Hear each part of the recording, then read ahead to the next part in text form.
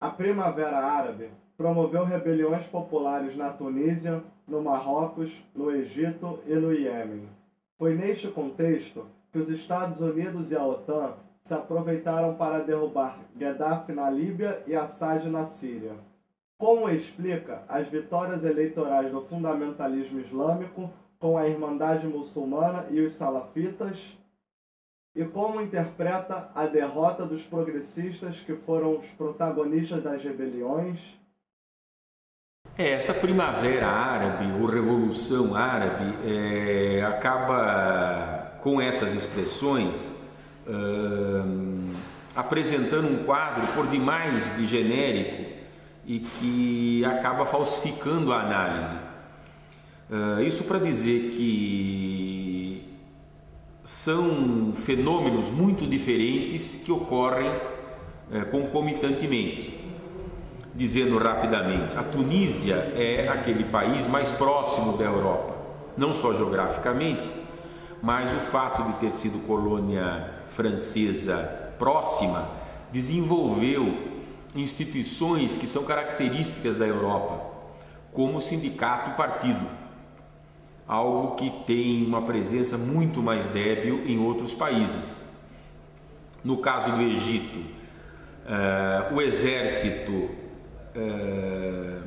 aproveitou a movimentação popular para se livrar do Mubarak. O exército tem um prestígio social significativo no Egito, mas agora ele serve para conter a mobilização e a radicalização numa direção efetivamente revolucionária. Faz isso com uma aproximação ainda em andamento com a fraternidade muçulmana, ou irmandade muçulmana, como queira. Essa irmandade muçulmana fez concessões bastante significativas e o exército também fez concessões significativas. Do ponto de vista geopolítico, essa aliança interna, exército, fraternidade muçulmana, pode ter como resultado uma aproximação com a Turquia, o que criará problemas bastante sérios para Israel. O grande problema do Egito é que Mubarak era excessivamente condescendente com Israel. A situação da Líbia é aquela que nós já falamos, quer dizer, há um evidente ataque imperialista que não é só, digamos, para se apropriar do petróleo líbio, é para bloquear também as políticas que Gaddafi vinha desenvolvendo em relação à África, como a criação de um banco central africano, linhas de investimento na África, na chamada África Negra. Isso tudo acaba sendo, com a deposição do Gaddafi, deixada de lado também. O que virá ali é imprevisível, mas há um cenário de fragmentação. Quer dizer, como a Líbia é composta por diversas tribos que Gaddafi conseguiu manter unidas nos últimos 40 anos, me parece que a tendência agora é de fragmentação e de conflitos que podem se arrastar por bastante tempo. Ainda mais são casos diferentes ainda a Síria e o Iêmen, que são problemas ainda muito em aberto, né?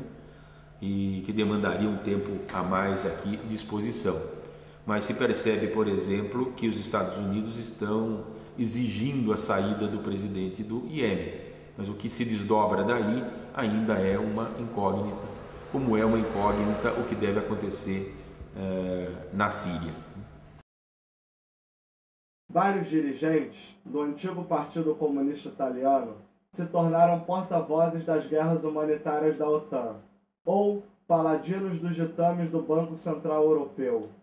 Giorgio Napolitano é o exemplo mais evidente. Pode explicar por que Gramsci, em suas reflexões, não abordou o fenômeno da degradação ideológica dos dirigentes do Partido Comunista Italiano? O Gramsci não aborda diretamente essa questão tratando dos comunistas, porque quando ele militou como dirigente do partido numa parte dos anos 20 e depois na prisão, a sua reflexão era carregada de otimismo. Quer dizer, ele entendia que as dificuldades eram enormes, mas que o abatimento do fascismo poderia implicar, num breve tempo, uma revolução socialista. Então ele não imaginava, digamos assim, a degradação dos comunistas. O exemplo histórico que havia era a degradação da social-democracia, em especial a alemã. Quer dizer, quando dirigentes importantes da social-democracia alemã apoiaram a guerra e depois assumiram o governo da República Alemã. No caso específico da Itália, o que o Gramsci tratava, e isso pode ser eventualmente útil para entendermos esses fenômenos a que você se referiu agora, era a questão do transformismo. Quer dizer, como dirigentes de uma determinada classe são cooptados, incorporados pela classe dirigente a troco de algumas concessões. Quer dizer, no caso da desintegração do PCI e tudo aquilo que se sucedeu nos últimos 2 decênios são muito claros em relação a isso. Quer dizer, no exemplo de D'Alema, por exemplo, foi D'Alema que colocou a Itália na guerra da Iugoslávia, contrariando o próprio princípio constitucional italiano de que a Itália se opõe à guerra. E temos agora esse exemplo escandaloso do presidente Giorgio Napolitano de interferir não só na política externa da Itália, estimulando a sua participação em guerra colonial, como também a sua participação na determinação da política econômica, quase que a defender, como você mesmo lembrou agora, os interesses do Banco Central Europeu.